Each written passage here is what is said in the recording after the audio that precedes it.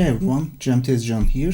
Now we are continuing texturing our product design, and this time I have created this startup screen for the device. I know it's not a fancy thing because I'm not good at creating some pixel art design in this kind of resolution with color count. But try to make something look like to show in a pixelated handheld screen. So created this one, and also this software is nice to use or create some pixel art projects, which is called Pixel Studio. It's available in many platforms like Mac or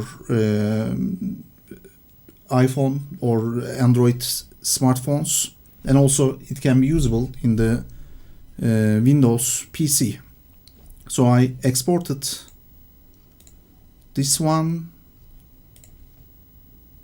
and converted to a PNG in 4x upscaling with a linear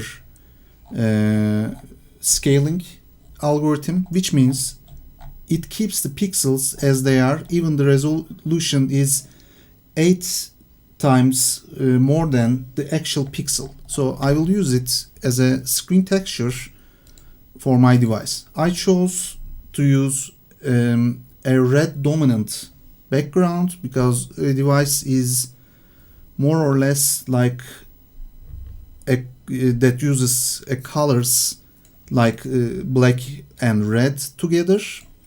So let's try to move this to our project. So I'm defining this texture for specific use on this project and switching to the screen layer. I will add a new fill layer. I will only enable the emissive channel for that. And for that emissive channel, I will use this screen texture, this one. So since I have exported this texture not in a square resolution because it was not square, so it has some stretching like that.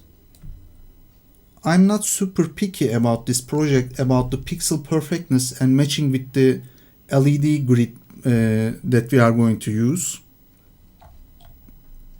but more or less it will be like on this aspect ratio.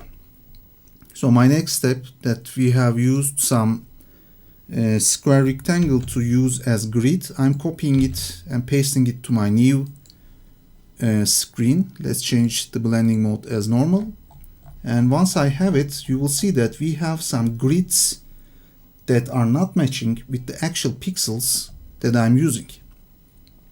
But we will try to fix it by changing the tiling like that. To make it much more effective, I can move this simple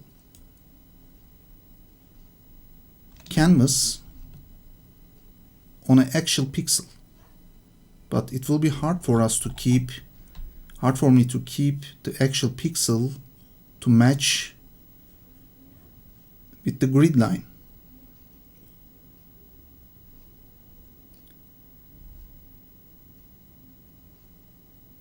Yes, we are close. I'm not sure it will be matching with the rest of the pixels. Let's see.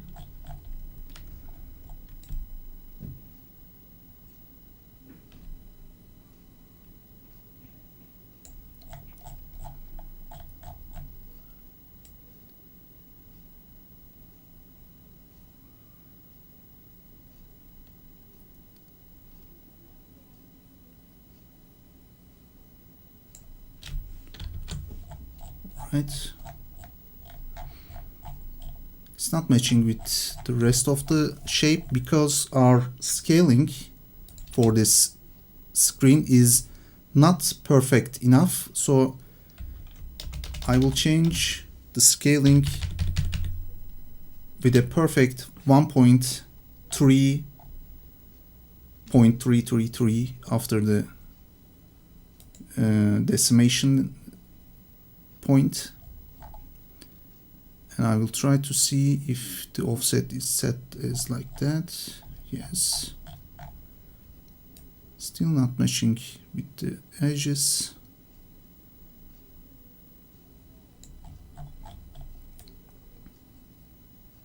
Let's make it by hand.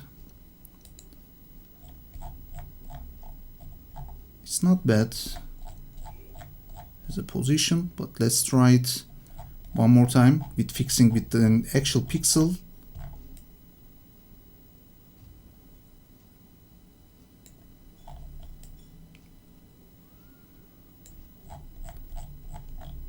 So what I'm expecting is to match with the rest of the screen, but it doesn't make it good enough, because if I match the pixel with an area, it doesn't matches with the rest of the canvas.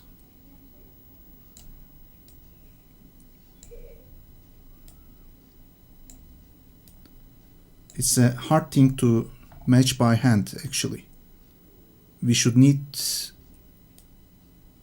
to make it with numbers. I'm going to try to fit in a way that satisfies once we look on the screen. Not helping much. The best way to do is creating it in Substance Designer, but let's try to do it in a way of scaling. So I will check the resolution that I have first. Right. So try to find a nice tiling number for that, because our screen was 4x3. But let's try to see it in Modo, because once we are creating the screen, we have used the aspect ratio of 4x3, but after using some offsets with the lines in Solidworks, we may just slip through this perfect aspect ratio, integer aspect ratio. So what I'm going to do is to check the UVs to see the proportion of the screen. So I am switching to my 3D model, and by there I'm going to check the screen material, select the polygons assigned to that material, inverting my selection and hiding the rest. Alright, so let's see the dimensions of this. So checking that, we have, let's see the aspect ratio of this dimensions. So it's a perfect 1.33. So I am going to scale my texture just like that. Alright. So now I'm going to scale the texture .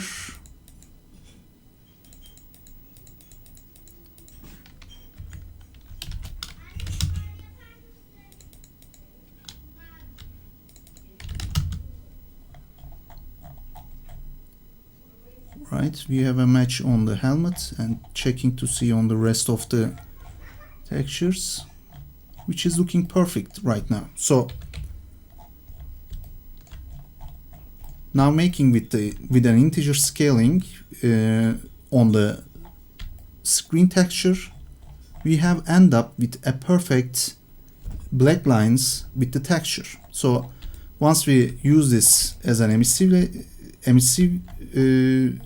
use this on emissive channel, we will end up with a nice LED matrix that matches with the exact pixels, which is good. Alright, so this concludes the screen part, and the rest is adding some tiny roughness variations here and there. So let's start it by using it on the glass. I'm adding a roughness channel first, adding a high level of roughness value. Let's switch to the roughness channel. For the screen, I'm going to use a tiny amount of roughness, but use it with a dirt generator.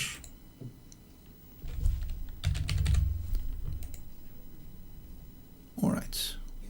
So I'm not going to make this device as a fully roughed and worn out piece according to the textures, because I'm going to make it just look like it's a clean device but has some imperfections as a dirt or some fingerprints.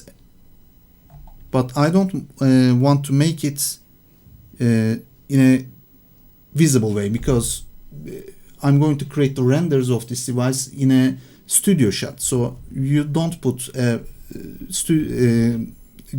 device in front of you while you are creating studio shot in a dirty way. You clean it up, you know. So I won't be creating such a dirty result. Let's check the mask first. I will change the grunge scale, increase the dirt level,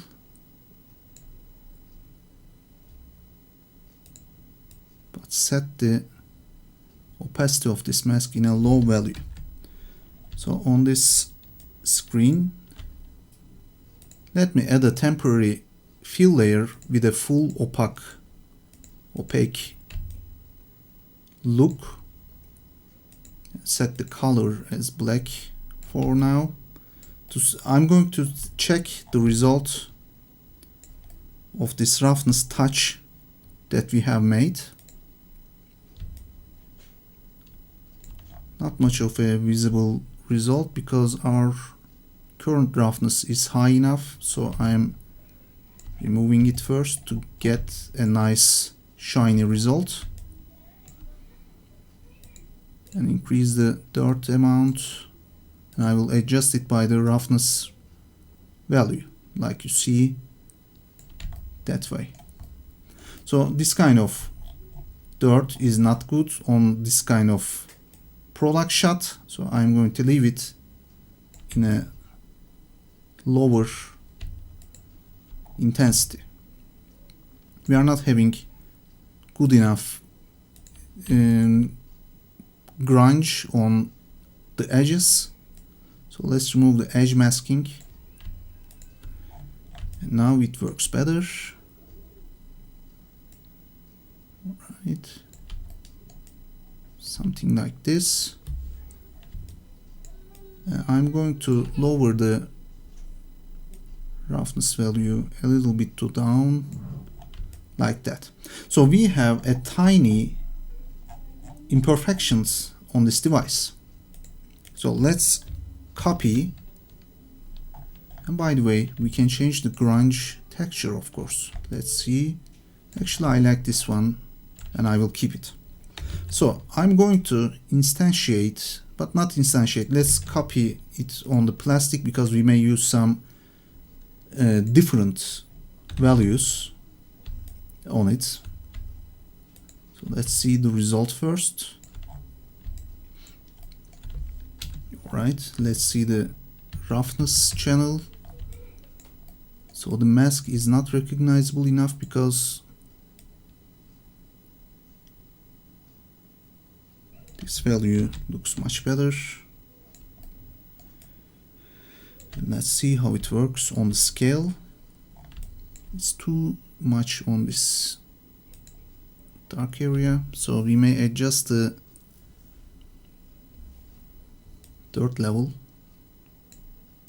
to increase the grunge amount. Let's use a triplanar grunge for this one. And what I'm going to do is changing the grunge. Let's use a custom grunge.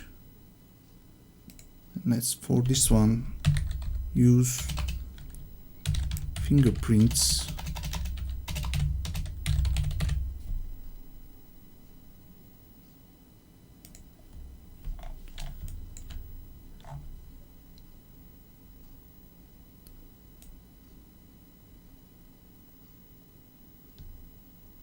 There are nice smudge effects on this texture. So let's change the roughness value.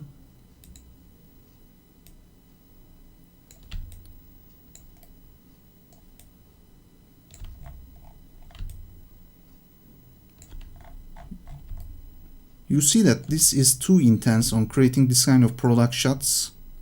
So I will decrease it. Actually, I'm going to adjust it by the opacity of our mask.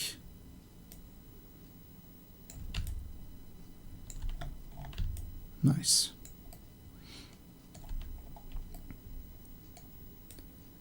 So this way, even this layer will work on different level of roughness values, because it will control the intensity by the opacity of this dirt mask, not the roughness value, because it's a high level of roughness, but it's applied with a tiny opacity, like you are seeing it as 29.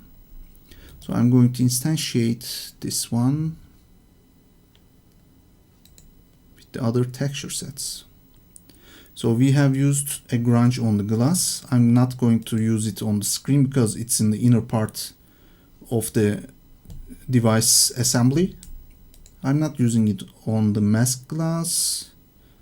And LED diffusers and secondary objects will be fine. So you see that we are having the effect on the labels as well. So the scale of this effect or the grunge dirt generator may differ from the main body, because we have used different texel densities between this texture set and this label texture set, which is the secondary objects layer, you know. So this means the tiling will not match between these two. But as I see it on the labels, we are having a nice tile. So I will keep it that way. All right. Let me change the environment map.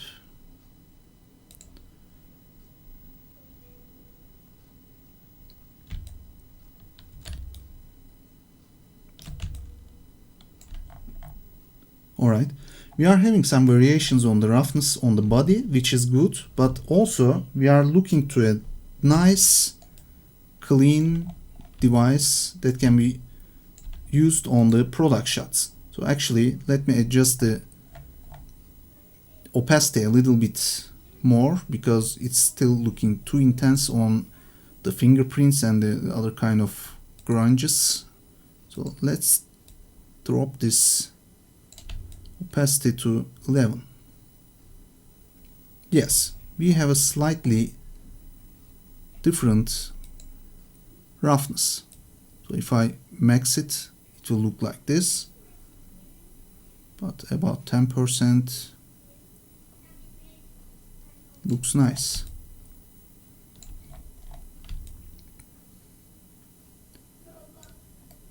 All right.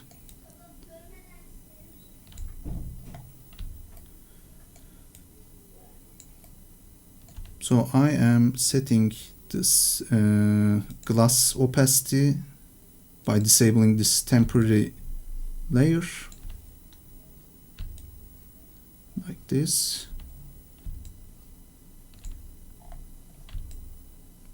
And that's it.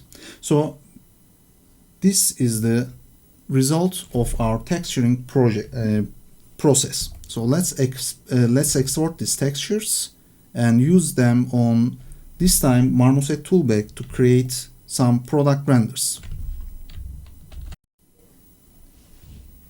Alright, let's export these textures.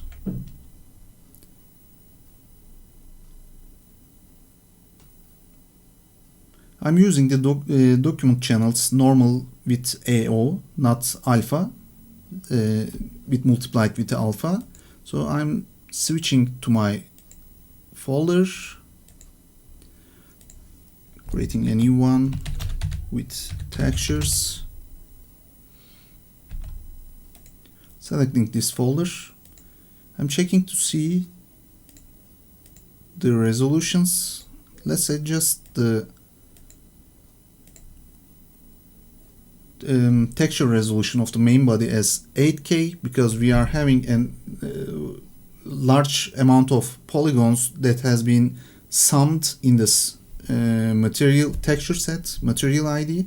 So I'm setting it as 8K and will keep it the rest of the textures in 4K, which is too high for a starter, but let's keep it that way.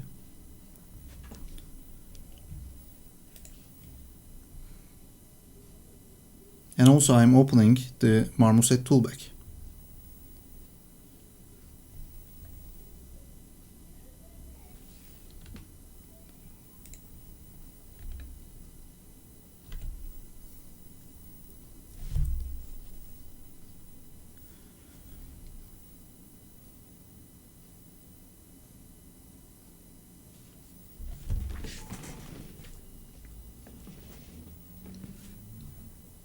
Alright, saving the settings because it keeps my export folder this way. Closing down my project to save some system sources, I'm using Marmoset Toolbag on creating the renders on this one because it has a ray trace rendering ability which will help us on creating some kind of nice ray traced calculation on the realistic way.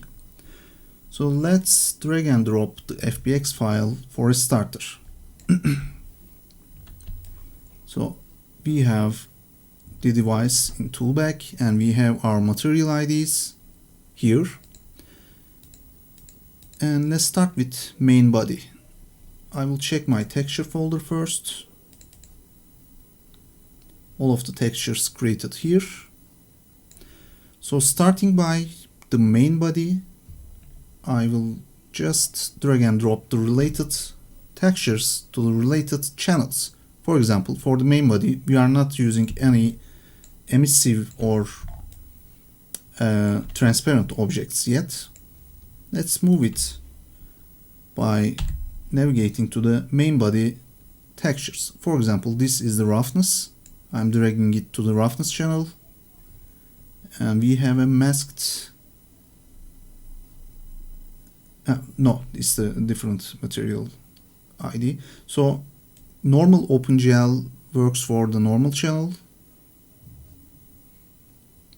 Since it's OpenGL, I'm flipping the Y channel. You can see the result like this.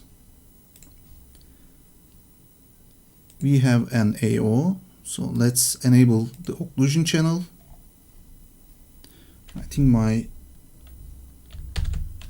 video just interferes with the area that we are working on. So I am going to change the layout. Okay. Let's see. I'm drag and dropping this to the occlusion channel. You see that there is a nice occlusion generated by this ID, the channel. So metallic goes to metalness. We are not working with the height maps this time, but the base color will be assigned here. So this is how it looks on Marmoset Toolbag. So let's move on with the secondary objects channel.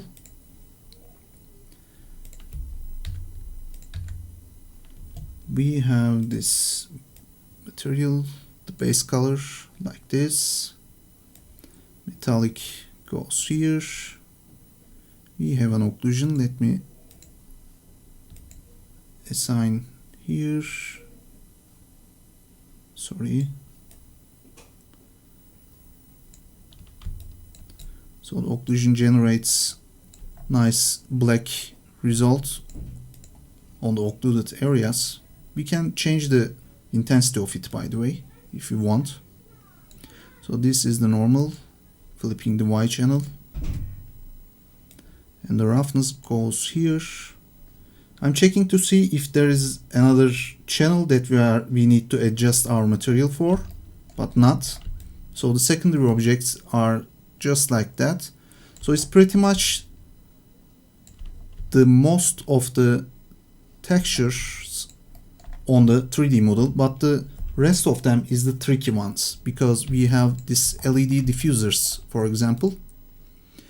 We can adjust this since there are no specific texturing done for this two objects. We can adjust it by creating a transmission channel for these ones to make a simple texturing here. Also, we can use refraction like that. So by adjusting the roughness channel, we can make it blurry like that. So let's keep it that way, but we will work on it in a different way. So for the screen, we will be using emission channel, setting this. Let's start to add this, but since we are having a glass in front of our screen, I'm going to hide the glass material ID first to see how our screen is affected once we are assigning our textures. So here the screen, we have a base color, assigning it, because I want to keep the screen not affected by the emissive channel, to have this black result as a alternative way, because we can we may want to render this device while it's off, you know. So it depends on the needs. Let's assign the emissive channel. This is the intensity slider to control the intensity of the emission. Metallic here. We have a normal, but we don't generate the normal for this screen. And also a roughness channel, which defines the general roughness. So if I drop down the intensity, we will be having this turned off screen. Let's keep it on for now. And we have a masked glass. This will be having the reflection with a masked frame. So this is important for us because we will be having some different kind of material here. But before that, I'm going to enable the ray tracing, because we will be rendering refracted materials right now. The real-time engine calculates them differently, but the final result is what we want. Is the way of generating is for generating these textures for the ray traced engine. So I am disabling the glass once again and disabling the glass, checking to see the masked glass. So for the masked glass, I'm going to use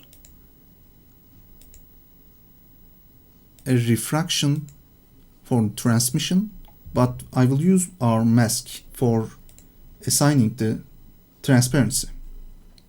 So for the mask glass, let's assign the mask glass opacity into the mask map. So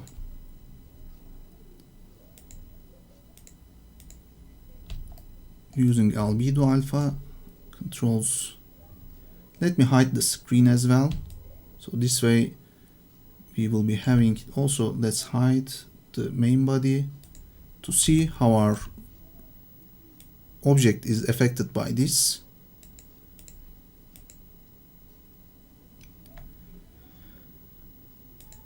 So I'm trying to check. Oh yes, the normals are reversed for this shape. I totally forget about this. The thing I will do is making this to work with glass, you know.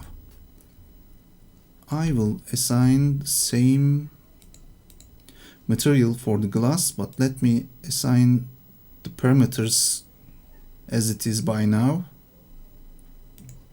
because otherwise we may need to merge these two 3D objects to have a decent refraction in a watertight face, because since they are in two parts, it may be having a thin glass effect instead of a solid glass effect.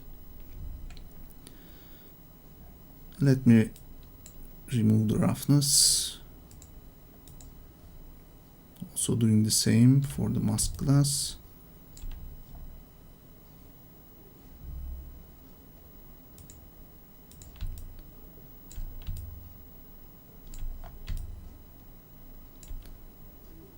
And for the transmission, let's increase the transmission samples.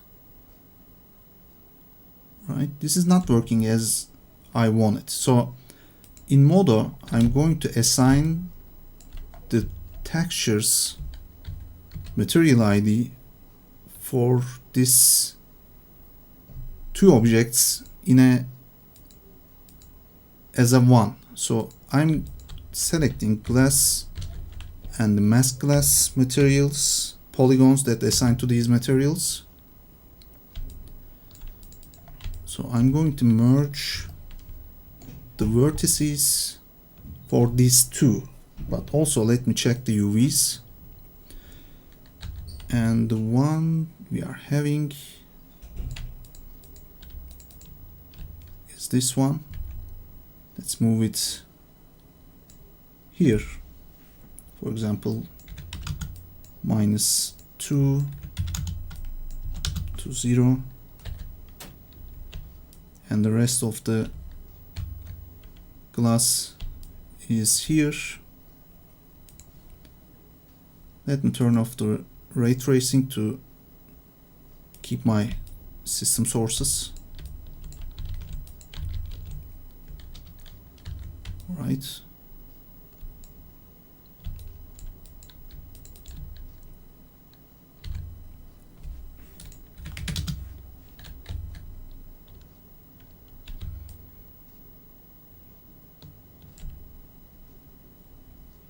It moves back my UV transmission.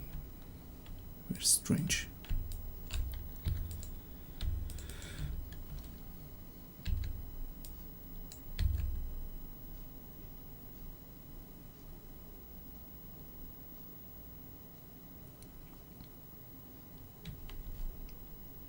It freezes and then moves the object back to its state. Very strange that I can't change the UVs.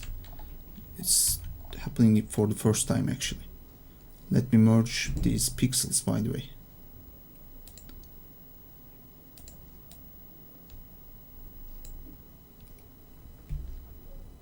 Nice.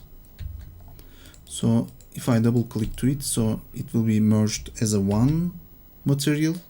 So I am setting this material as a glass material, but this time we are having overlapping UVs, which we don't want. To get away from this, I will be packing these UVs.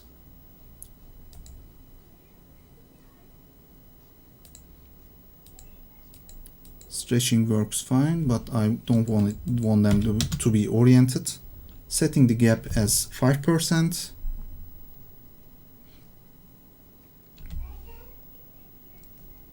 Nice. This is not an efficient way of using the UV area, but it's okay. And I will just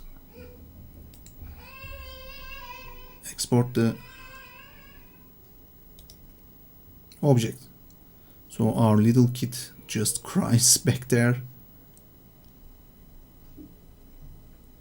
It's just 1.5 years old, so that's the most action lover ages of him. He's not stopping and just running everywhere. So I am exporting this new mesh, but let me unhide everything first. Sorry.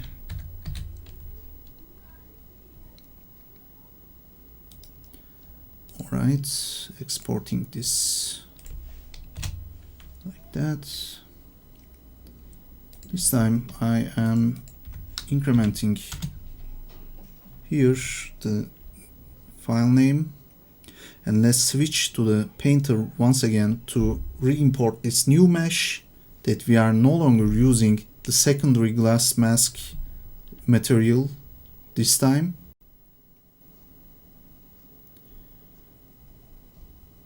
So I switch to the painter here, and now I will re-import this new mesh, preserving strokes positions, and hit OK. Now we don't have any mask glass material assigned to anything. It's not a problem.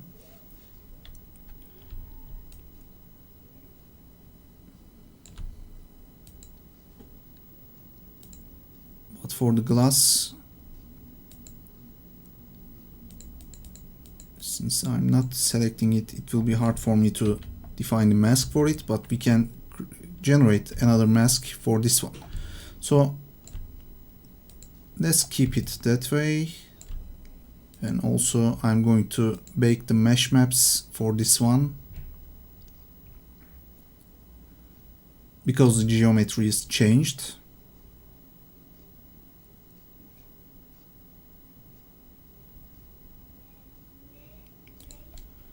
Great. So let me see, this is our dirt material. Right, from this dirt I'm going to remove the back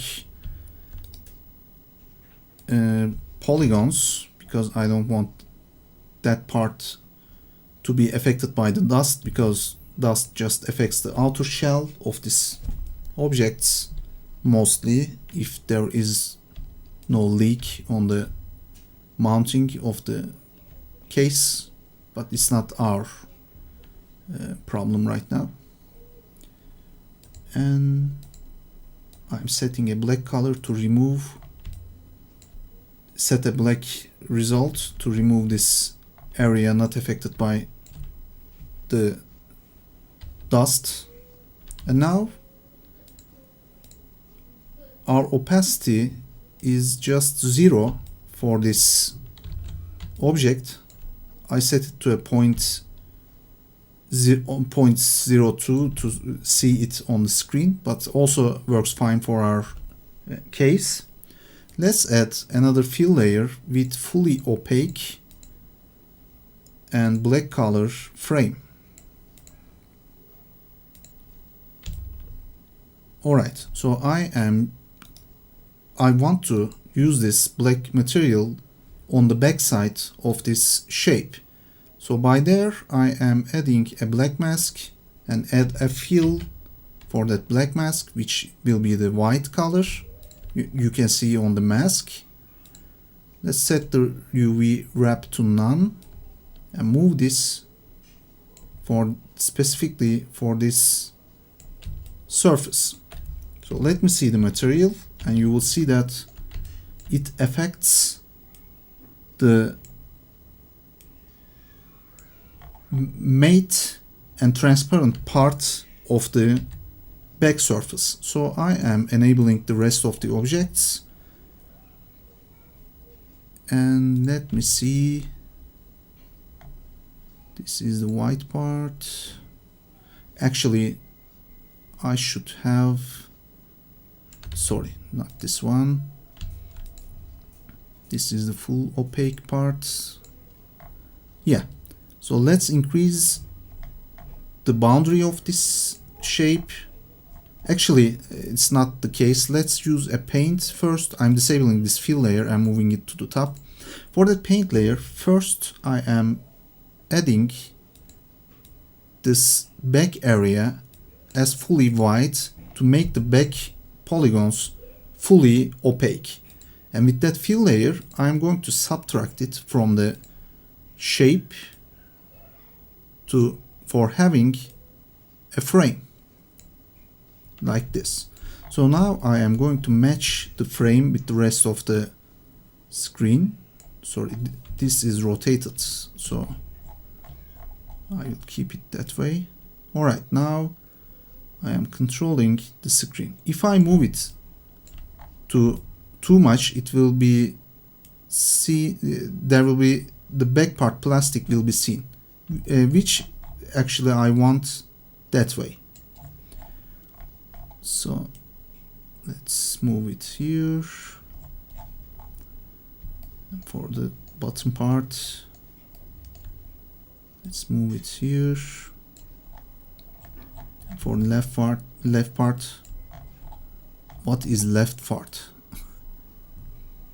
So I'm moving it here.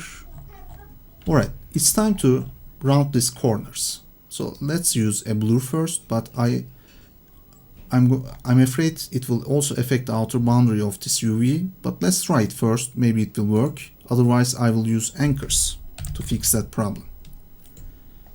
First, I'm blurring this like that. Very nice roundness. And I'm using levels to control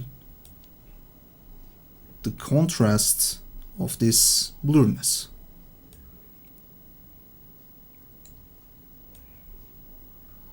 Alright.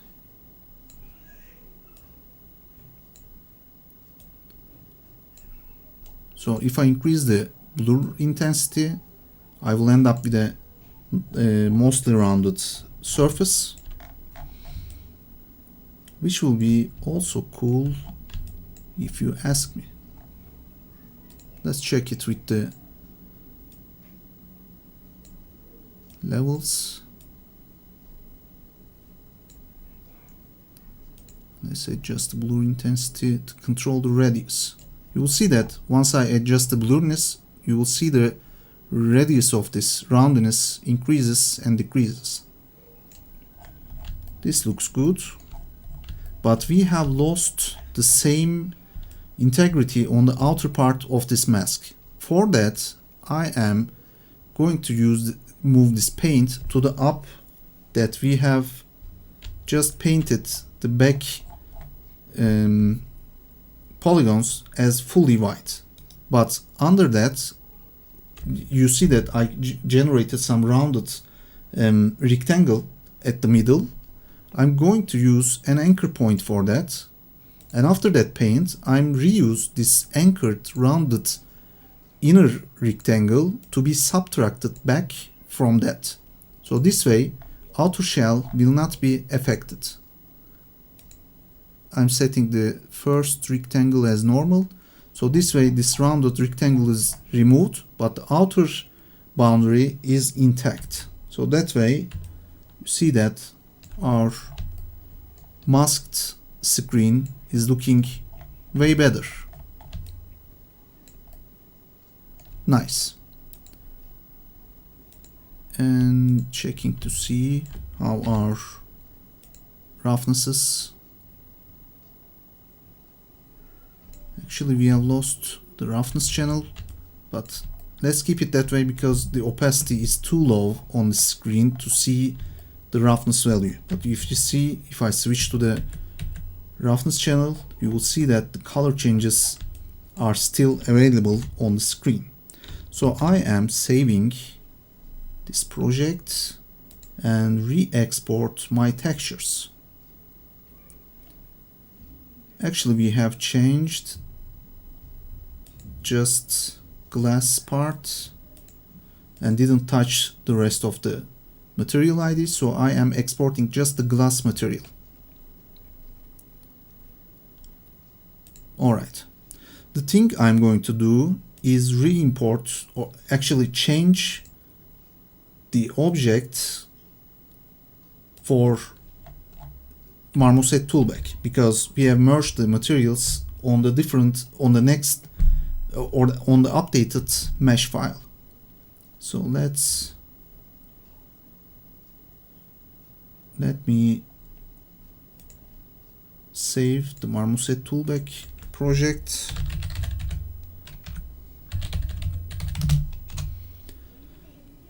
And then I'm going to change the 3D object. Actually, we have exported this to the previous folder. Let me copy it and paste it here. Alright. So,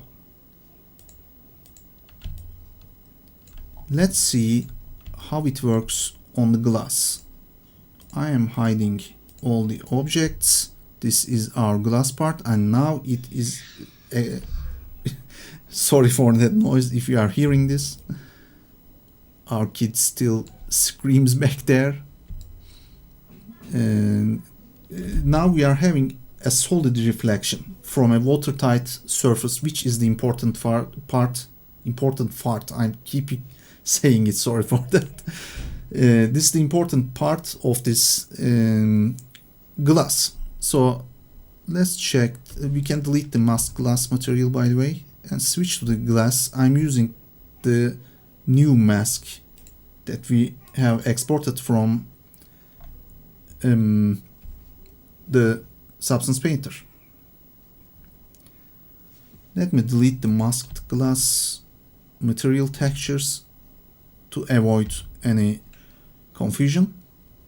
And from the glass, we have a glass opacity this time. I'm moving it to the mask map, but you will see that this is inversed. So I am using the invert as a result. And if I enable the ray tracing, you will see that the mask part will be shown from the front area as well. Let's assign the rest of the materials. For example, we have a base color that makes the mask part as black. We don't have any metalness. I'm still assigning these textures, which even they are consuming some system sources, but let's keep it that way, because you never know once you are changing anything back in painting program. Because let's see that we may added some text over this mask area, and it has a metallic shininess. So this way, keeping that metalness, even it's black here, keeps your non-destructive workflow. So I don't mind, since my system can render this piece. I don't mind having using this blank textures.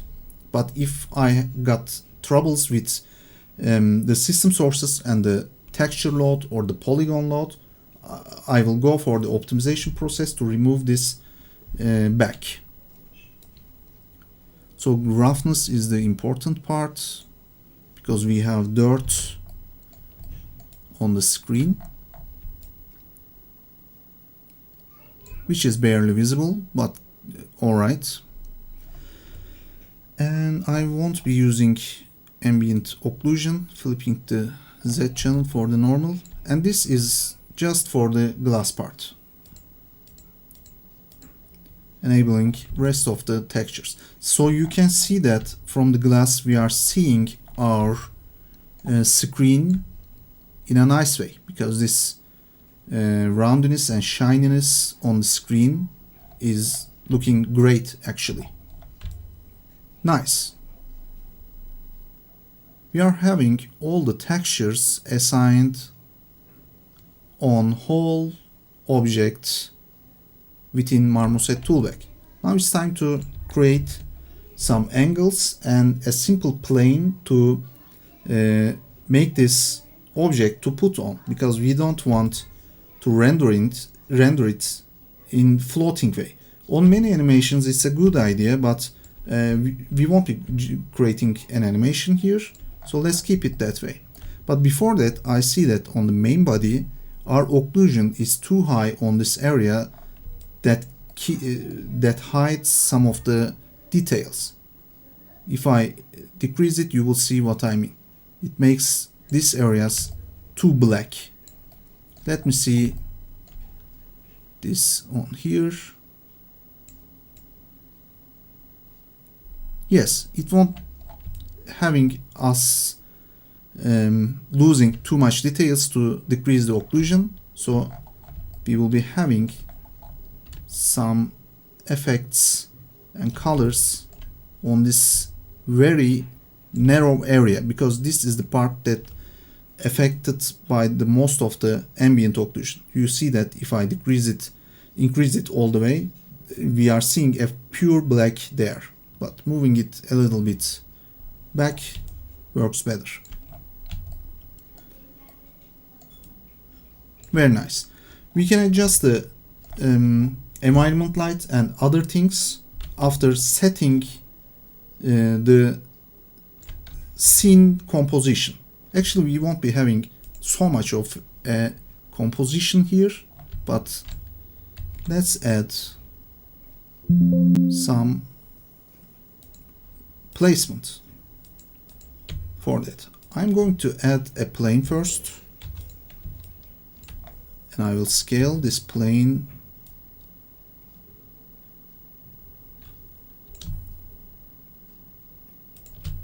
after positioning it here.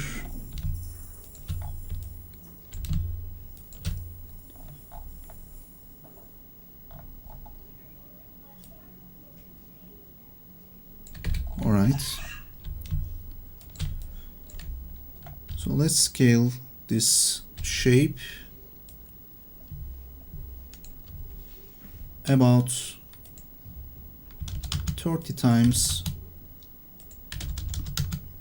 which means 3000 works fine. And let's create an instance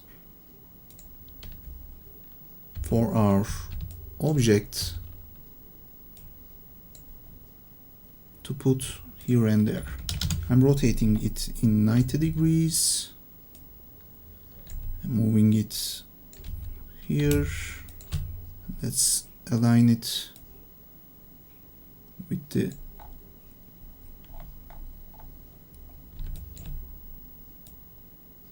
plane level. And let's see where we can put it, like this. And let's create a clone by this instance to move it like here. Right.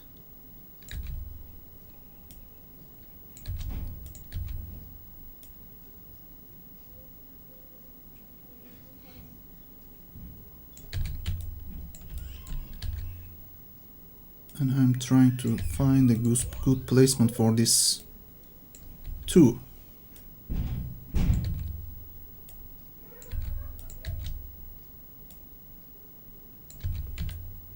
Nice. This way we can show all the details of these pieces.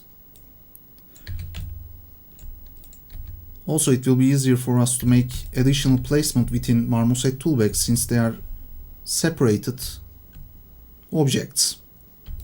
So I am exporting this tree back. So as an FBX, of course, and I will set this name as Marmoset.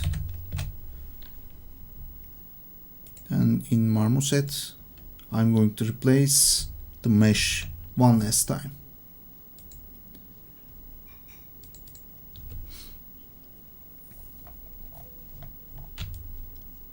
Actually, we forgot. I'm saying one last time, but I forgot the plane. Let's export it once again. For the plane, let me assign a material ID for the plane, and I am exporting these 3 consoles and the surface. I'm closing Painter project. Let's re-import. Actually, we can use the reload function. Nice. If you have something big like this plane on your screen, it will be hard for you to adjust your camera, because Marmoset Toolbag adjusts the camera in a panning and rotational way that automatically assigned for the scale of your level. To prevent that problem, you may want to disable this auto like this. Otherwise, your camera may go out of control in a way. You see that if I pan it, it moves too fast. So for that, you can decrease the move speed by deselecting this auto first. So let me, actually we need to change the pan, not the move speed. And okay, now it pans much more nicer. And let me see if I can move this separately. I can. Alright. And let me see if we have any additional light source. We don't have, which is also good. And let me see a texture from the library of the Marmoset Toolbag to use on the plane. In the texture mode, you see that Marmoset Toolbag is also a nice texturing software, and it helps us to make pretty much everything that we can do with the Substance Painter as well. Painter has much more specific approaches on the texturing. Also, there's so much benefit that it can also works good with the Substance Designer, since they are from the same company. But also, I can suggest you to use Marmoset Toolbag as a texturing software as well. I have a tutorial in Marmoset Toolbag's web page that you can search for my name and see that I describe the texturing of the refractive materials within Marmoset Toolbag, which I think you may find useful. So for that plane, let me check the library for some materials.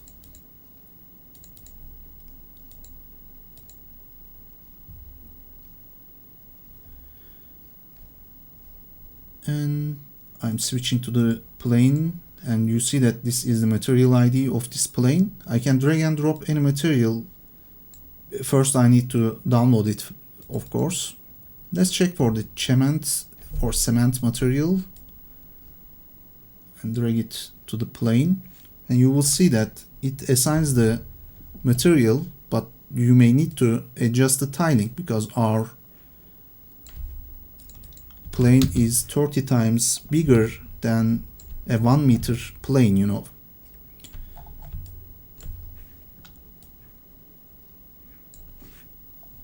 So this is how it looks.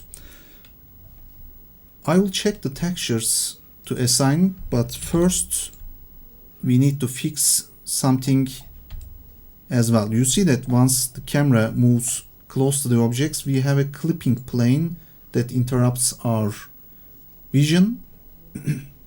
For that, I am decreasing the near plane to a lower value to get rid of this problem.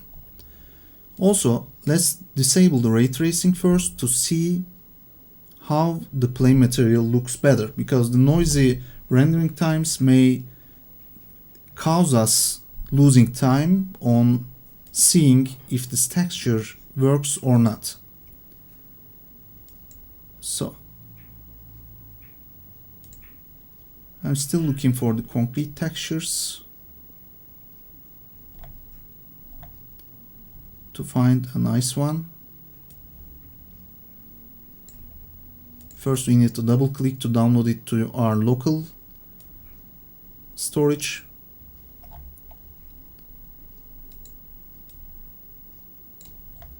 Right. So let's check the steel textures. Under the metal, we have an anodized steel. This brushed brass may be useful if we change the colors, of course. Let's try to tile it first.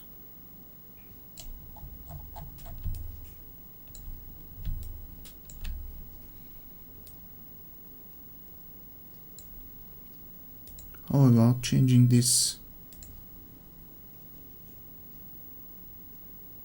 colors?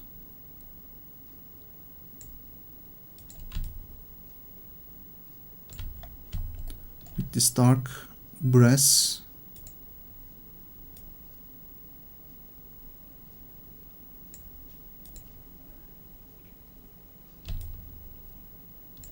may look better. Let's enable the ray tracing. Black over black is not looking good, if you ask me. So let's go for some gray metal. Galvanized steel looks nice. Also, I'm downloading the worn one. Let's assign it as well.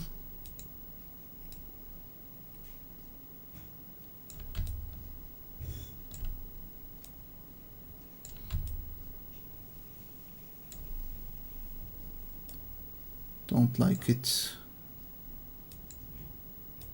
considering the look of the screen.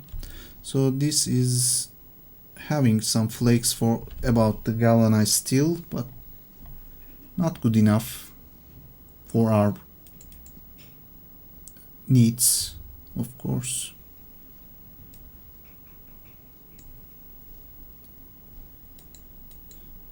Checking to see the one scratched iron. Actually, this looks nice.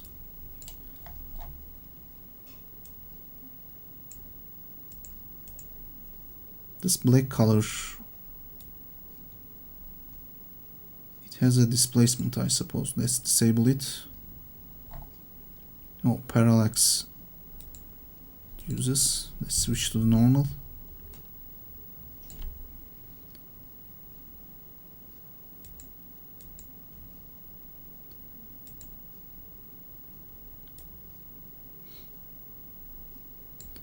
The scratches are too dark on this one, which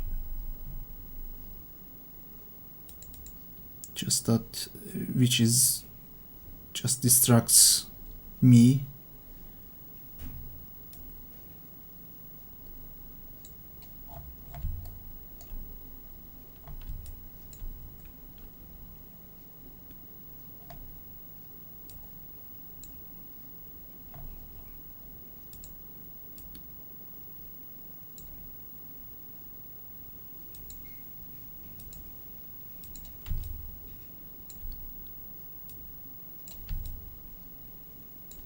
Too bumpy for a steel,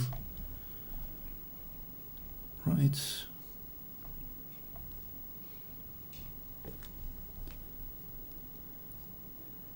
We have a dirty stainless steel.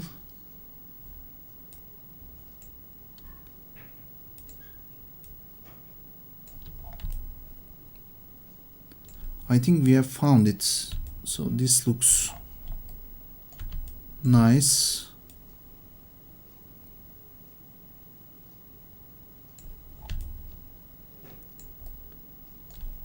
Let me disable the ray tracing. Alright.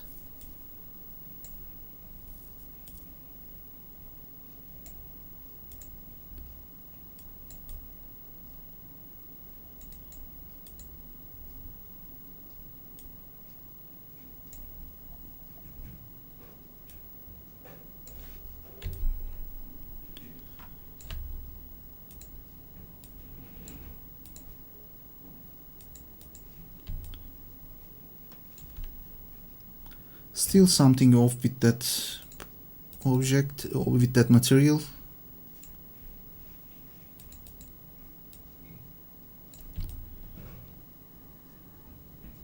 So let's move on with the brushed steel.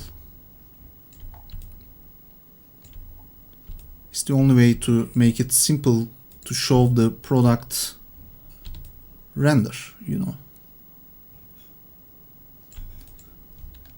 I will rotate this one here to show the game cartridge area, this one to show the ports better. Alright, so we are having a horizon line with this plane. We can easily get rid of this by adding a fog. So with that fog, I just change the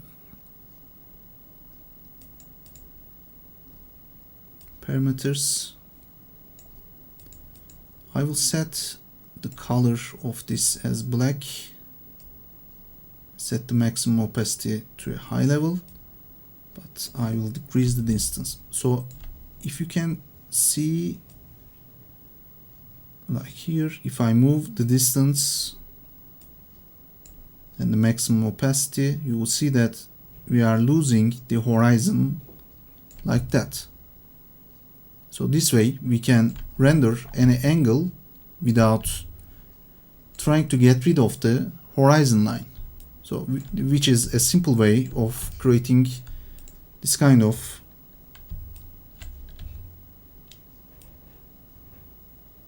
effects. So I am going to move this here, and also I want to duplicate one that stands like this.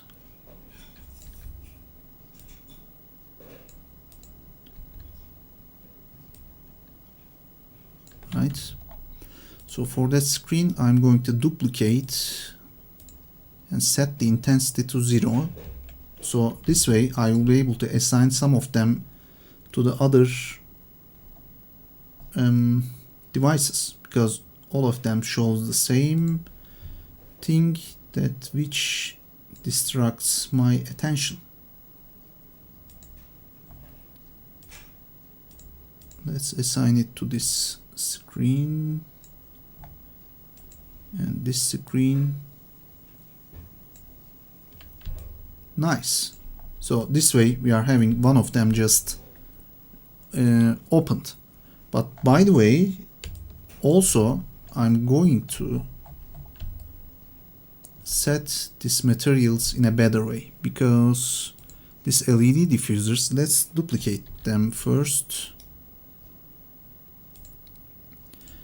This LED diffusers should have some emissive effects. Let's see if I can move the emissive channel of the LED diffusers, which should be here. No, not there. Actually, we have disabled while we are exporting the textures. So let me set the emissive opacity back for this LED diffusers to re-export the emissive channel. And let me see the project file first. Alright,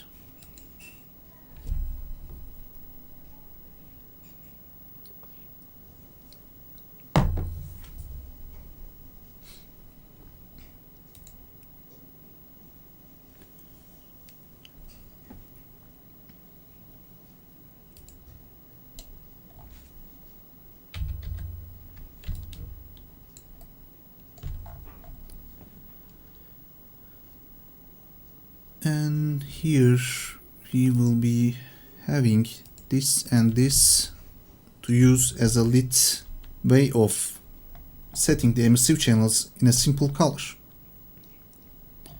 But before doing that, I am going to add a mask for this, and then I will add a fill layer. Actually, let me see actually I'm trying to see how to make this look like lit from inside, you know. Let's try it by a generator first. I will use a dirt generator. This makes this parts to control the lighting from generated according to this object's mesh maps like ambient occlusion and other objects. First, I'm going to disable the grunge amount and adjust the dirt level. For that dirt level, let's disable the edge masking and see how it works with the dirt level. I am decreasing the contrast, right, trying to see a nice match. That works good, so let's paint it by hand. First, I'm going to add a fill layer with black. And my next step will be adding a paint layer. And now for this paint, let me switch my resolution for this specific texture to 1K. And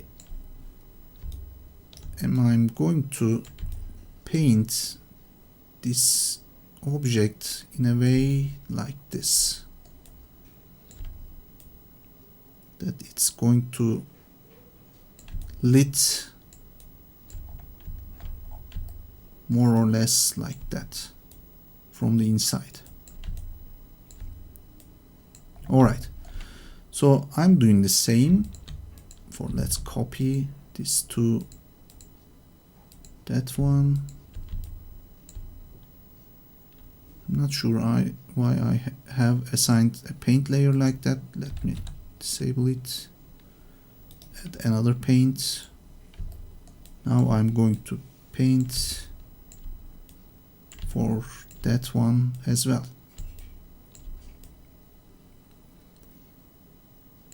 Oh yeah, this is what that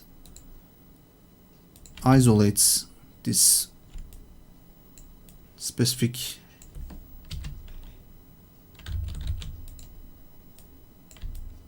diffuser. So good enough. We are having this lit like that and the other one like this. Alright. You see that this allows us to find a natural way of lighting these LEDs. I know that they are looking extremely off, but let's try to see it with the emissive channel in the action. Exporting this time only the LED diffusers, and let's switch the resolution of these textures to 2K. I'm very generous on these texture sizes. It's not a game project, so don't worry about it. We are just trying to be a creative, you know. I exported the wrong texture. Let's switch. And LED diffusers. Nice. So let's see how it looks on Marmoset Toolbag.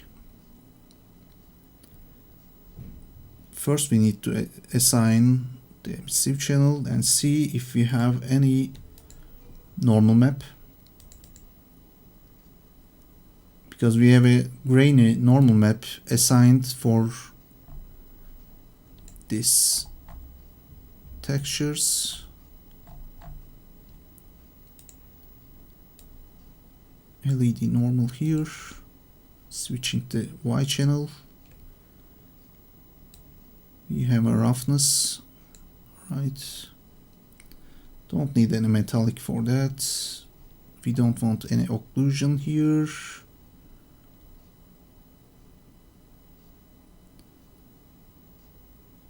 And the thing we need to have, oh, we have created these textures. No, not this one, sorry. Yeah, this one.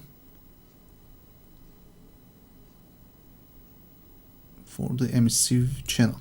Let me navigate there.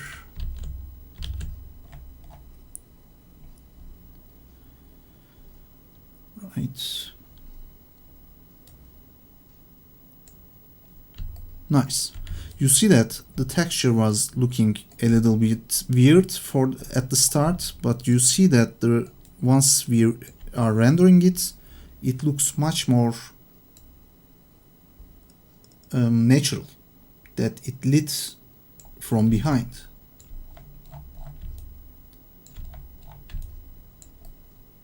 Nice. We don't want all of them to be lit like that, so I am going to change the diffusers of the other meshes with this one.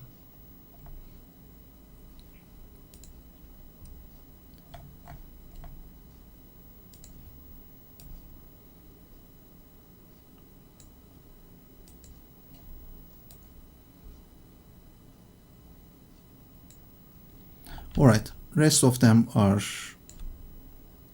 turned off. And we have these ones as lit. So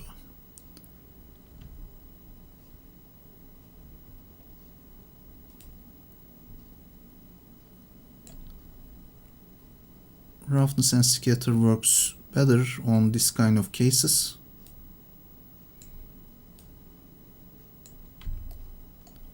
I'm adjusting the wrong one, sorry.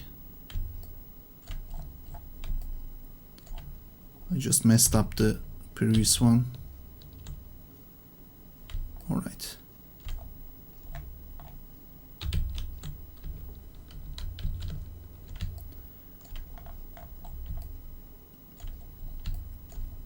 So switching to this one.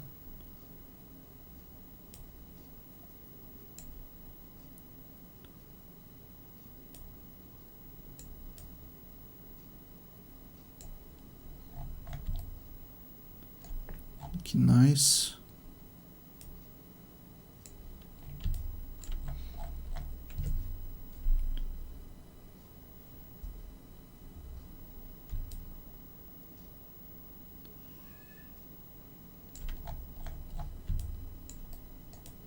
Okay, so still having,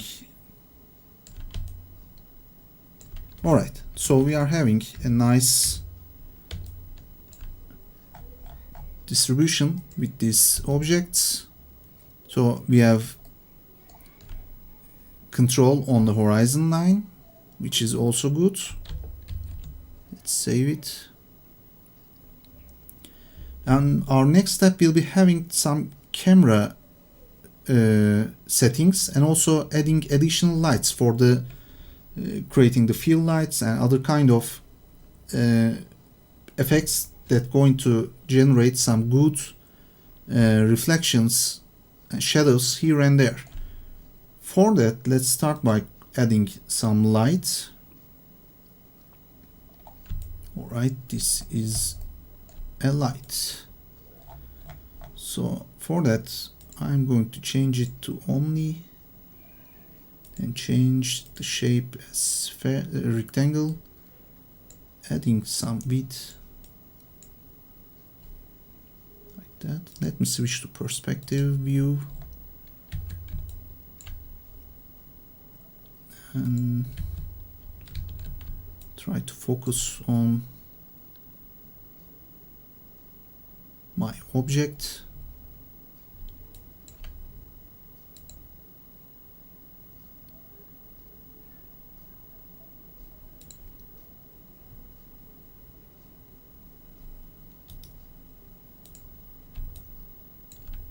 but I have forgotten how to. Yeah, Control and F sets to the selection, sets the camera to our selection. We are in perspective mode, so we can just control and check anything we want. So this is the light, but the size of it is extremely high.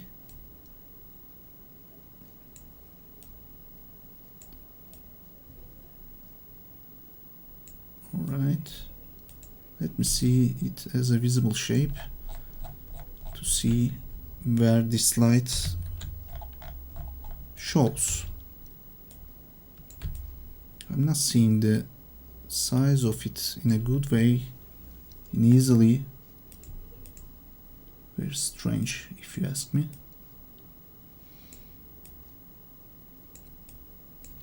Let me check the visibility settings.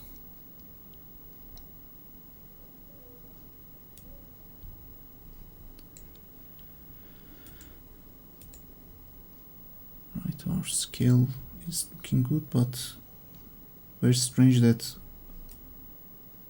Oh yes, our scale was very low, because that was the reason why I'm not seeing the actual size of this rectangle.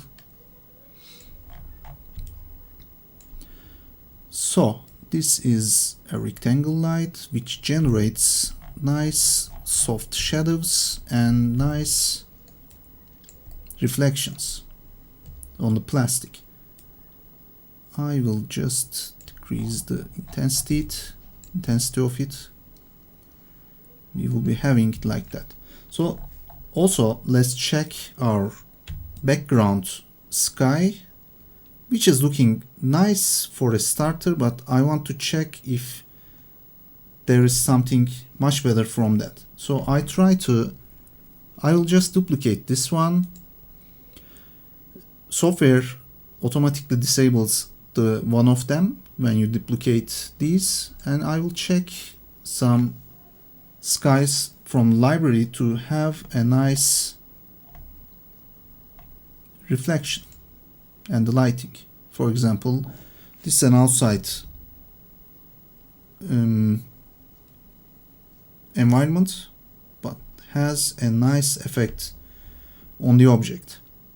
Since we have found it on our first try, I will keep it by duplicating it and try to see if I can other kind of skies to use on. Let's look for the interior parts. We have some contrasted nice reflections here.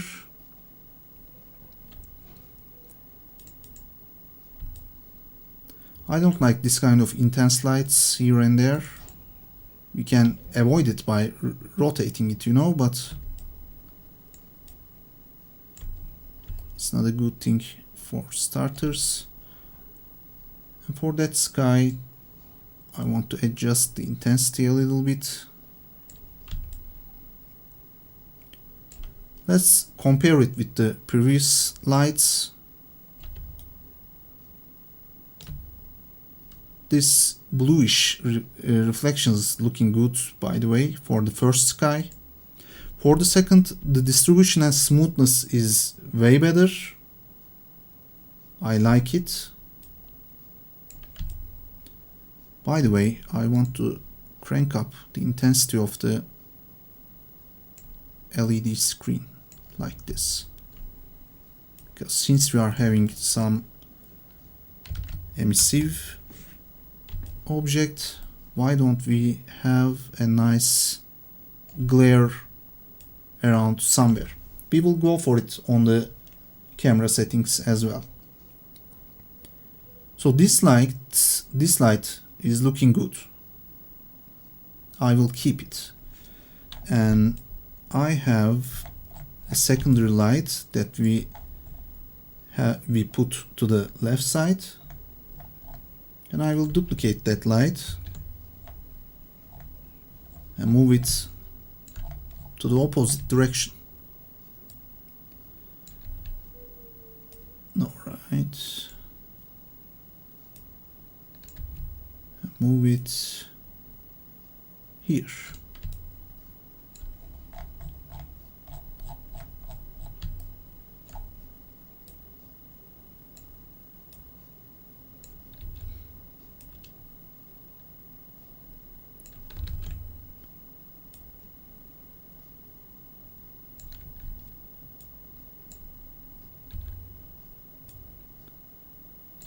I will increase the size of this, not by here, right here.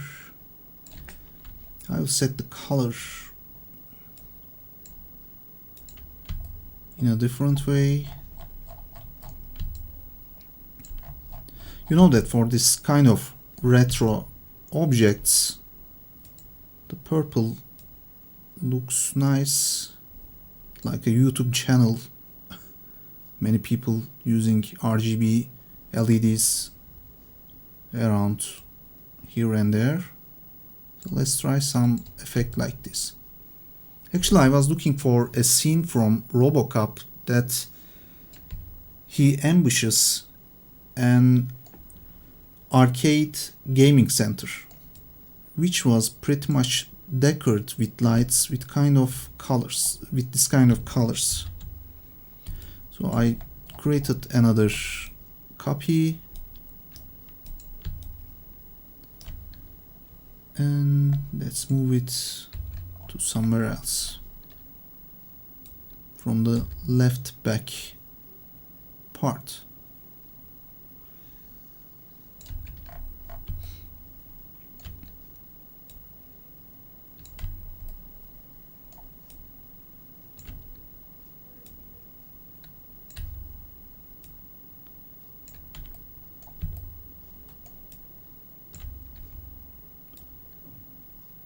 Nice. Let's assign a good color for that. Something like turquoise. Make it good.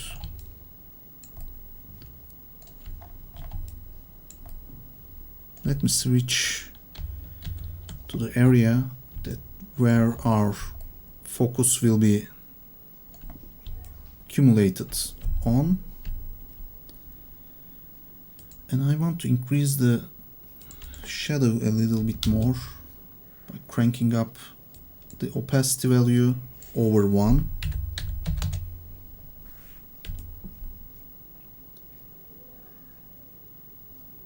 Nice. And let's adjust the third light a little bit more. Maybe we can get to something different color.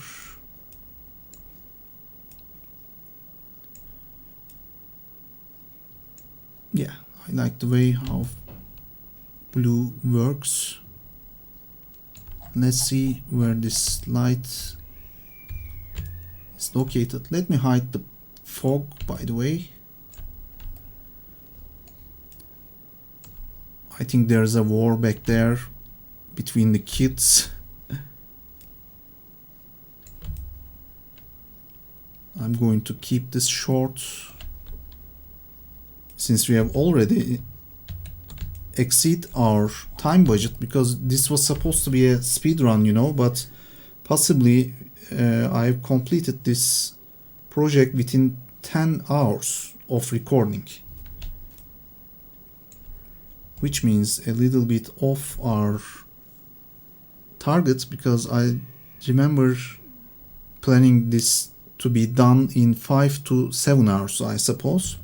Let's see once I completed the project that how much it took. So I will share it with you. Blue is looking a bit weird, so I switched to that. So let's disable the light to see how it looks in a way more contrasted way. Alright, we can decrease the intensity of the brightness of this scene. So this looks way better, but we have some missing indicators on this side by the means of light and reflections. So let's duplicate the purple or pink light. This here. And that means we gathered some reflections from that side too. If I hide it, you will see it better, like you see. And I can also adjust the color of this as well.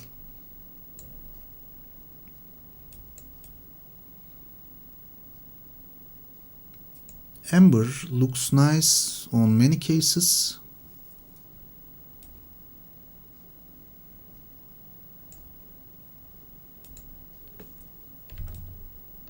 Great. So let's switch to our camera.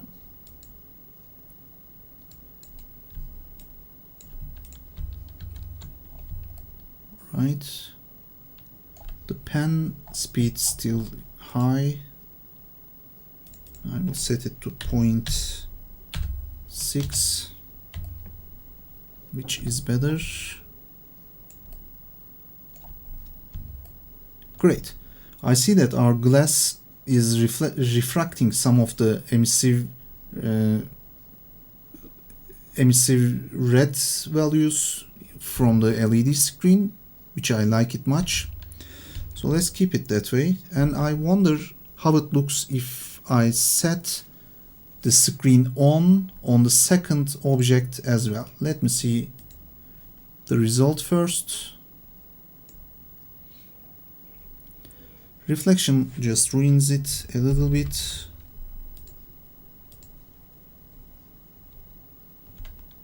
I want to keep it as the previous way.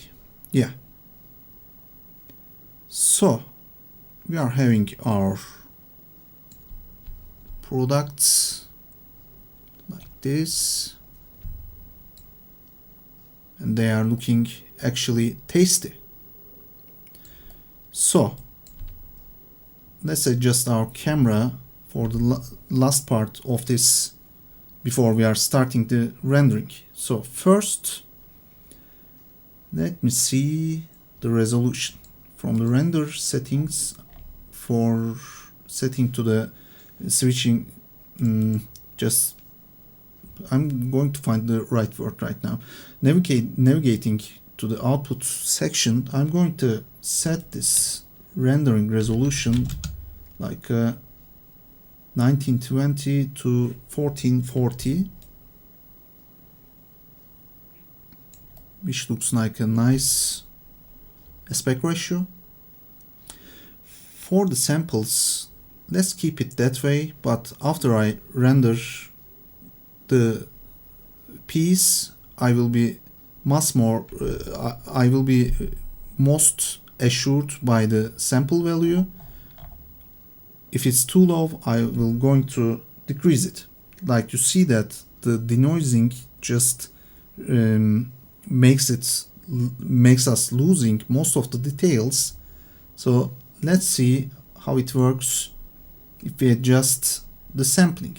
These occlusion, local reflections and local diffuse is related with the real-time rendering, but if I disable it, you will see that if I set them enabled, we will be also having a nice result, which is good actually.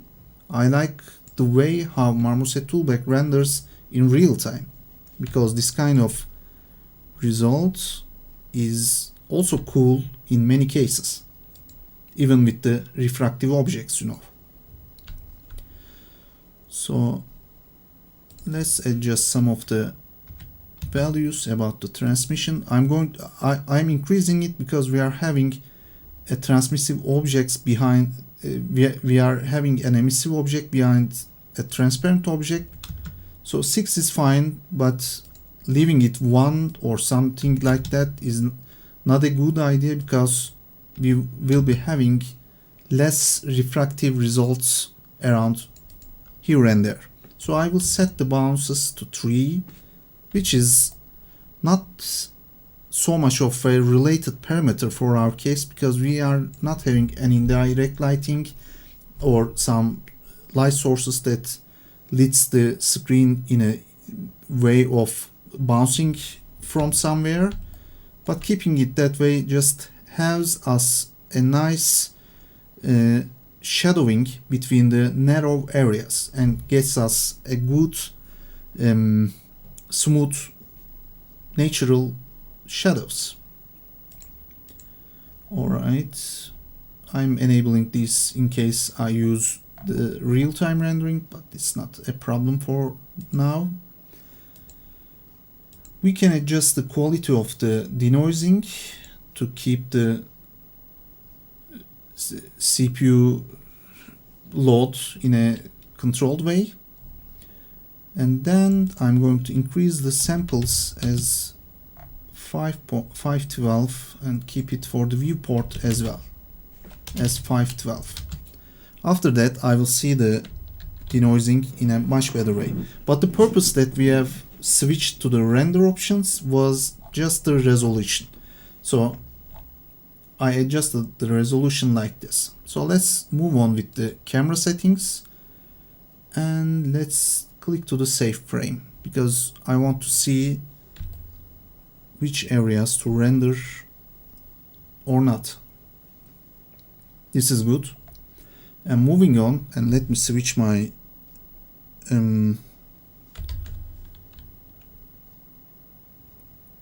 video capture to another place. Let's keep it on the bottom right.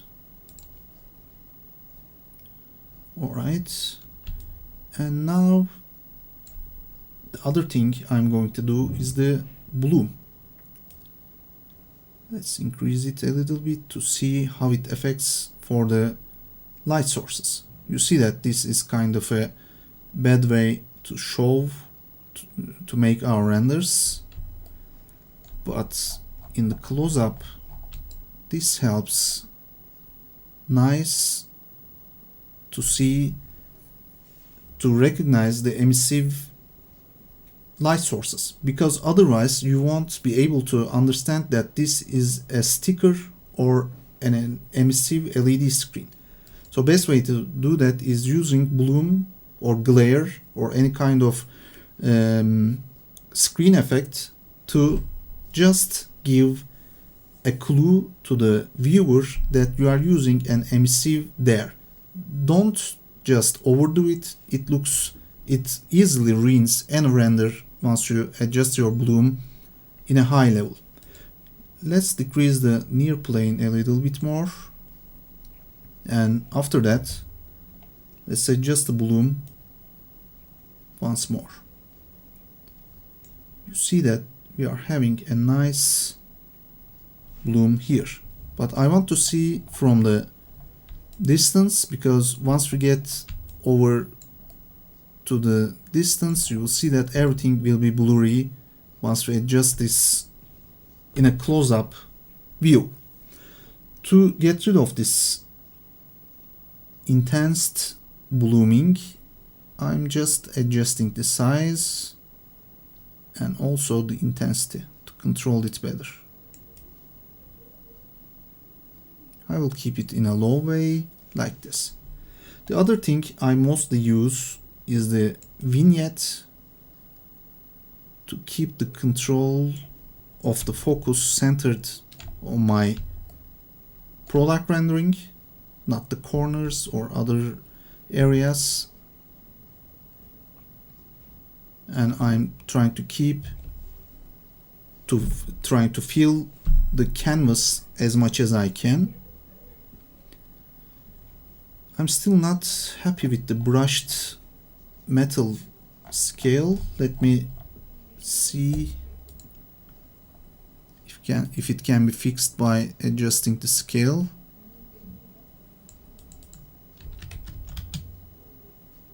Alright, which works better. And back to camera. Here I'm going to add another effect under the distortion. It's the chromatic aberration. Let's set the depth of field first. I'm starting by the post effect, and we can switch to the ray traced version. By the middle click, I'm controlling the distance of the focus, and by there, no, I'm switching to wrong part. This is the f-stop values, I suppose. I think they changed the parameter that controls the intensity of the depth of field. So you see that on this kind of focus, I'm focusing to the center of the back screen. This f-stop values controls the blurriness level like this. On the close-up renders, this amount of blur works nice, but on the distance renders, it's not a good idea to have that much of blur here and there. So let's keep it in this level. And from the lights, I'm going to hide the lights as a visible shape.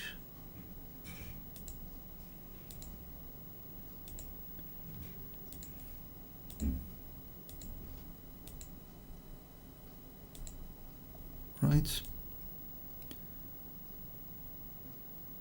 Looking nice so far.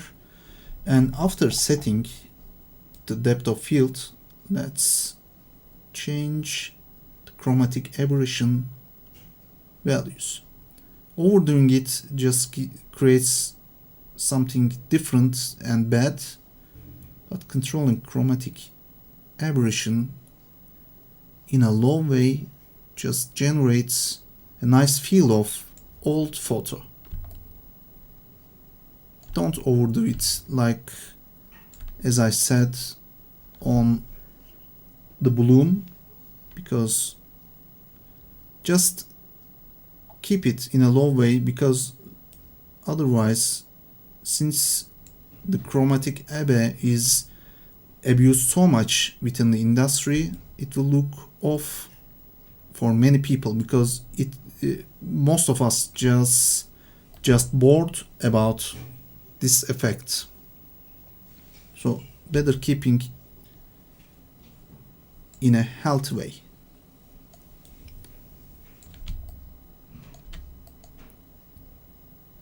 Alright, so this is pretty much with our setup. Let's see what we got here once it denoises the result.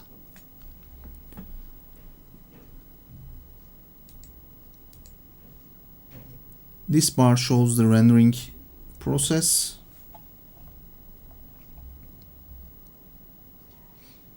We can change the denoise strength in 80%. So this way we will also be having the noisy grainy results around everywhere, which is also cool because noise is the part of the photography, you know. Actually, especially for this kind of low light scenes. Nice. The amount of denoising and the noise distribution looks good to me. So let's start by adding the camera angles. So this camera is 1 and I am duplicating it and move the first one to adjust the positioning.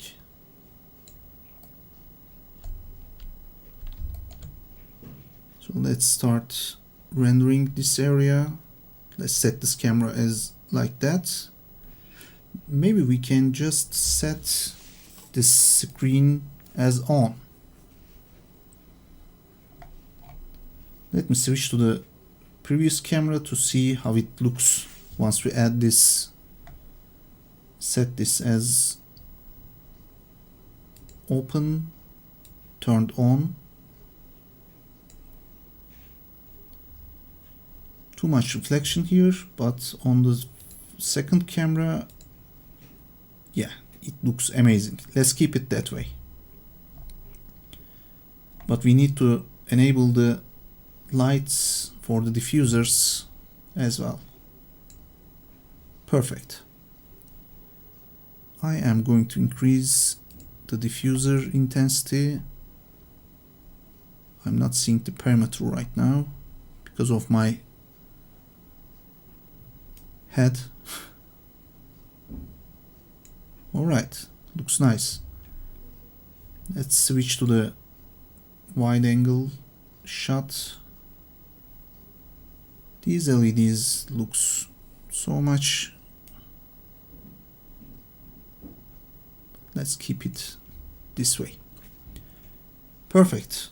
So let's switch to the first camera, which means the second one, and I am setting the focus on the brand, not the screen.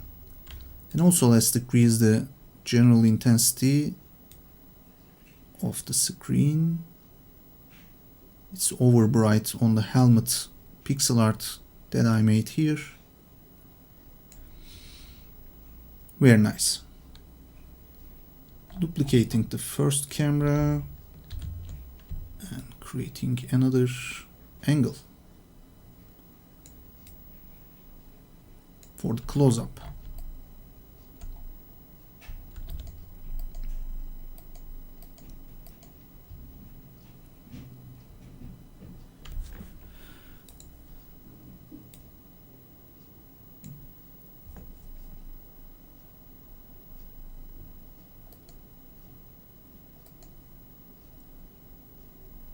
Nice. That shows the second brand of our device. Duplicated my camera and moved to another angle. We are having nice effects here.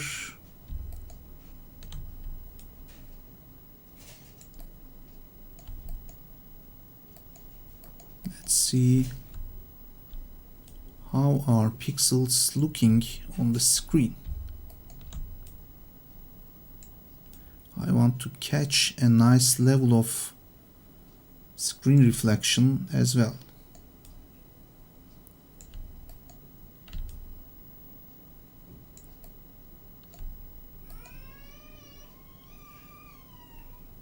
Looking nice. The screen intensity is still little off.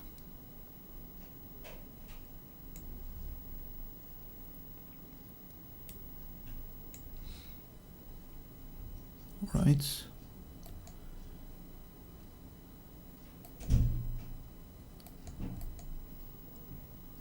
Nice. Duplicating and moving on.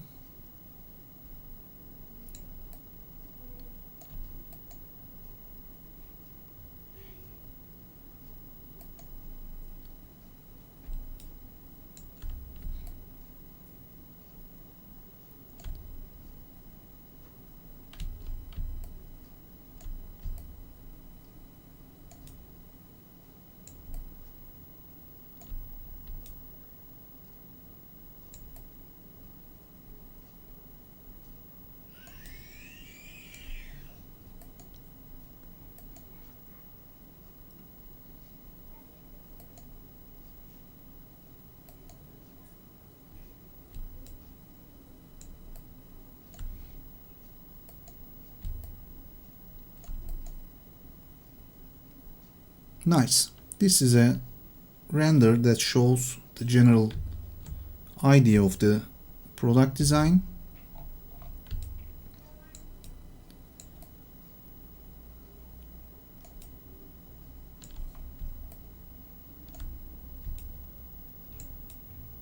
Let's show the ports.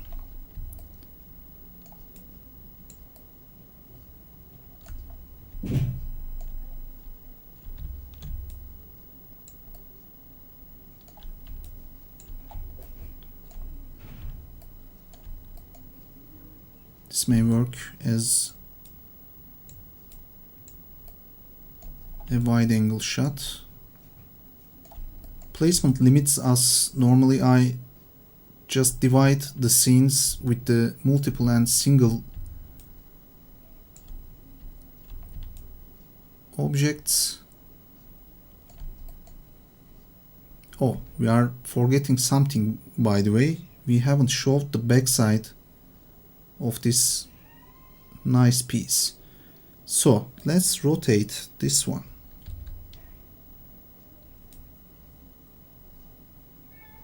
So this way we can show the back part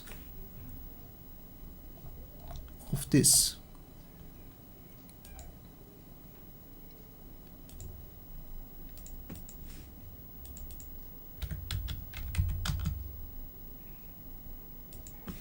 The wrong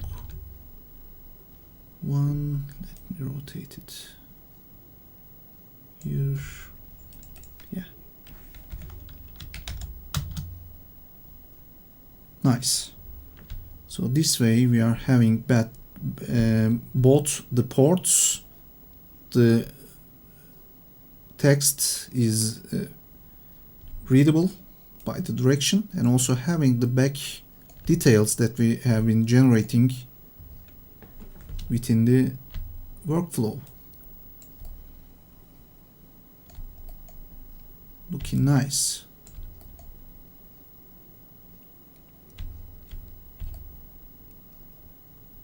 Let's keep it this way.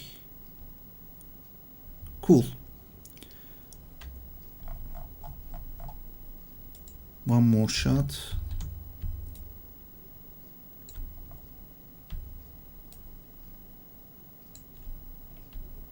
I really love the way that the screen generates reflections. Like this. Perfect. I'm going to create one final shot from the top view.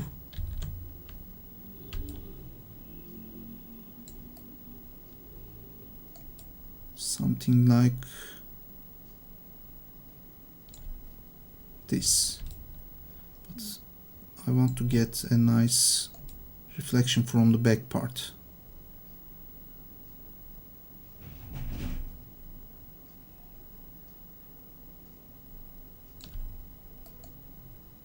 Maybe like this, yes. Yeah, this one is the most warm effect or angle in the series of the angles.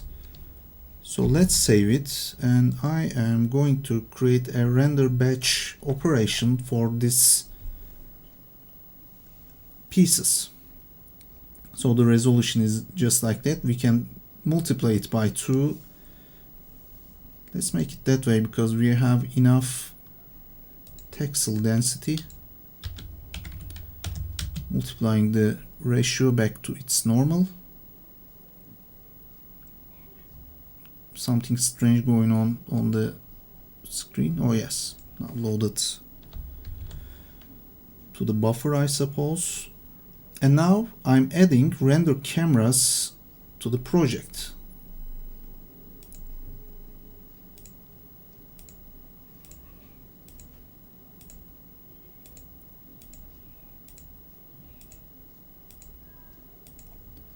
Lovely. So I am setting an image location to render these.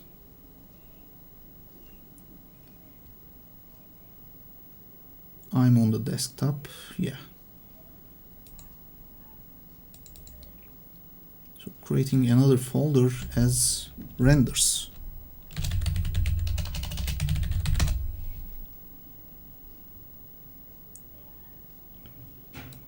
By the way, this is not the way to set up the folder, by the way. I'm copying the position and pasting here. Normally I should click to this one. Let's see. Yeah. Saving here. Samples are set. And everything is okay. So my camera's like here. And I am going to hit the render image. And after that, I'm going to show the renders at the end of this video and see you at that stage.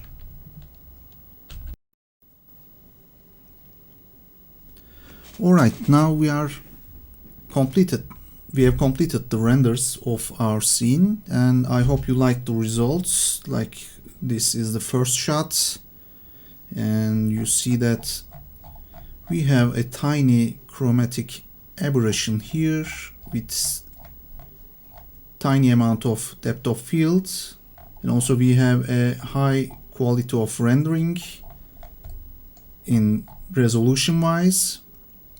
Screen glow looks nice. Our lighting creates a nice ambience. Also, all the details of the device can be shown on each renders. So this one is one of the close renders. This is the glass part that looks nice, and the screen shows great. Also, the stickers, labels are looking intact as we try to create them. This is one of the close shots. The button system looks nice. Also, the cartridge slot that we have added in the last minute looks nice. This is one of the close-up screen renders. Pixelated, the LED pixels are doing good job here. And here is one of the shots with the infinite plane that we have tried to create with fog. And this is the button type on our design. Logo looks okay. And this is the back part with the rubber grips and the battery hatch, which looks nice even with the close-up. And these are the ports. Maybe the color of this we should change the color of this part, but still it's recognizable at least. One of the shots from this angle. I like the reflection here. And this is the final shot. Looks very similar to the first one, and that shows the overall look of the devices. So these are the LED diffusers. Here they are turned off. And this one is the turned on state. Let me see from this angle. We have a diffusion here with the last minute painting that I have created with the emissive channel, which looks nice, fine actually. So this concludes our tutorial. I hope you like it, and I hope you like the process, since it wasn't a fully linear workflow, because I had needed to roll back some of the for some of the changes on creation of the design. I made some last minute design decisions, but finally I have created this handheld console with you in about some time, I suppose. So let's check how long it take.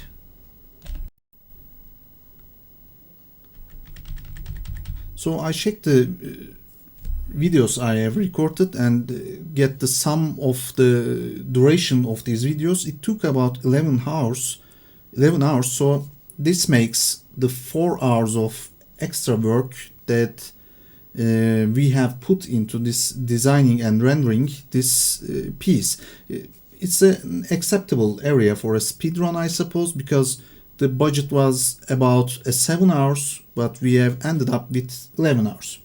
So that makes it. I hope you like the final results, and so keep posted about the future speedruns like this one or any other skill set, like creating height map textures for creating geometries with Substance Designer in a procedural way, or doing some CAD work or polygon work, please let me know what you need for creating a device or product rendering or product design.